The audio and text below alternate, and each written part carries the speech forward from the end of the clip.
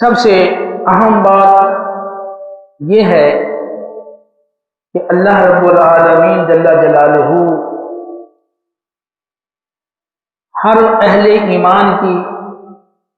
اس کے حسب حال آزمائش ضرور فرماتا ہے۔ تبوک کے موقع پر اہل ایمان کی بڑی کڑی آزمائش کی گئی، کیونکہ فصلیں تیار تھیں، پھل پکنے کے قریب تھے، مالی حالات تنگ تھے، سواریوں کی قلت تھی، سفر بہت لمبا تھا، بے آب و گیا جنگل پر مشتمل تھا، دشمن کی تعداد بہت زیادہ تھی۔ ان مختلف جہتوں اور مختلف پہلوؤں کے حوالہ سے یہ سفر انتہائی مشکل تھا، اس میں شرکت کرنا انتہائی دشوار تھا۔ تو تمام صحابہ کرام علیہ الرضوان ان آزمائشوں کا مقابلہ کرتے ہوئے اس غزوے میں شریک ہوئے۔ البتہ 3 صحابہ کچھ کوتاہی کی وجہ سے پیچھے رہ گئے، اور یہی جو دشواریاں تھیں جن کا میں نے ذکر کیا، ان کے سبب وہ اس غزوے میں شریک نہ ہوئے۔ تو پھر اللہ رب العالمین نے مزید ان کی آزمائش فرمائی، اور رسول اللہ صلی اللہ علیہ وسلم نے تمام صحابہ کرام کو ان تینوں صحابہ کے ساتھ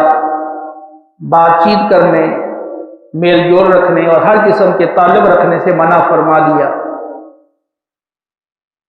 اور یہ آزمائش کا سلسلہ 50 دن تک جاری رہا، اور یہ آزمائش ان کے لیے غزوہ تبوک میں شرکت والی آزمائش سے زیادہ سخت تھی۔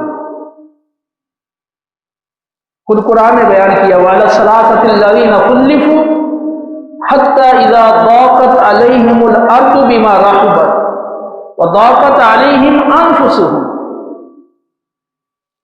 اللہ رب العالمین نے